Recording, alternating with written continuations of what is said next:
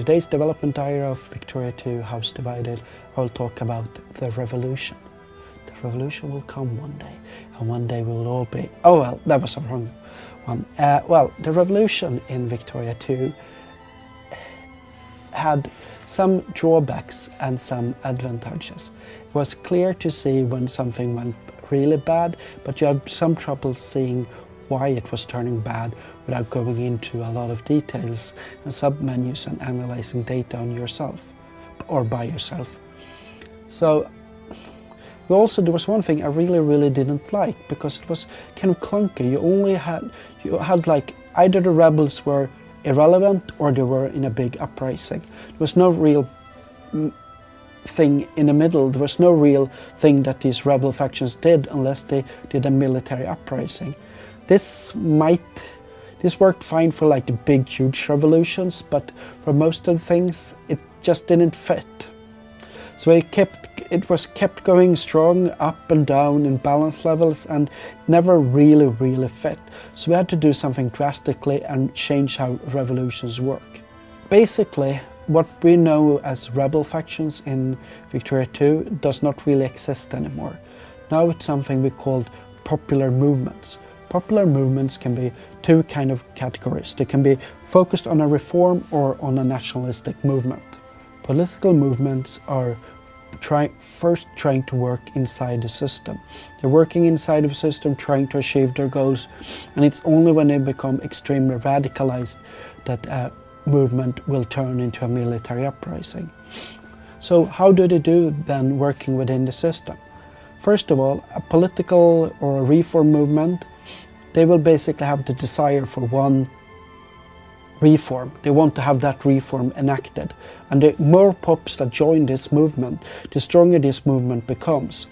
And eventually the movement increases the power and the effect in the country for that reform. So that first of all, other pops in the country will looking at saying that, oh, there's a big reform here. It's more likely that they will know about this one because of pamphlets being spread out, people talking about it, and they will create a kind of like a movement for people getting the vote or getting unions and being allowed to go in public meetings. All of these things will be strengthened when other people are agitating for it. We also changed how the upper house handles reforms slightly. In the original game, the Conservatives were objecting to reforms out of pure principles. They also had so that the higher the militancy level in the country became, the more likely they were supporting reform. This led to the kind of exploits that because of people objecting to slavery, you could enact whatever political reforms you wanted because people were upset, then you can enact whatever reform you wanted. So what we've done instead is that when a country has a big movement for a certain reform, then that reform alone will be what the Conservatives will allow to be enacted. They will not be concerned about any other political reforms or social reforms or so. It will only be the reform that the people are actually wanting that they will be concerned about. Of course, militancy will still affect the Conservatives. After all, they always are afraid of a big uprising. There's also the thing called radicalization here, in that the movement is not just working inside the system. A movement can be so disenfranchised and so angry that they will basically become radical and go into a military uprising. Every day, each movement is checked, and if their factors reached 100%, they will turn into a military uprising. So what increases these chances? Repeated suppression of the movement, there's different cultural abilities, naturalism, various technologies that increase types of movements, radicalization, and all those nice little things. Of course, the more political reforms you have enacted in a country, the less likely people are to become radicalized.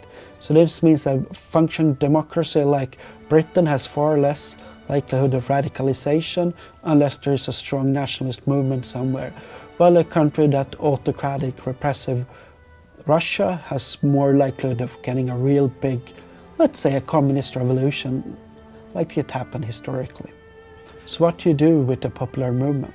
Well, first of all, you can always try to suppress it. You can use suppression points, and various movements have different costs on how they can be suppressed.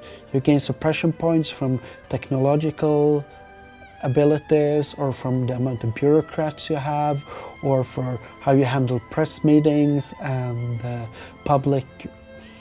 how you handle press rights and public meetings. That's the correct one, not the other one. These points can be used for suppressing the movements, which will reduce their desire for the reform dramatically, or their desire for independence dramatically. But the movement gains a history of being suppressed, and when they grow again, they are more likely to become radicalized.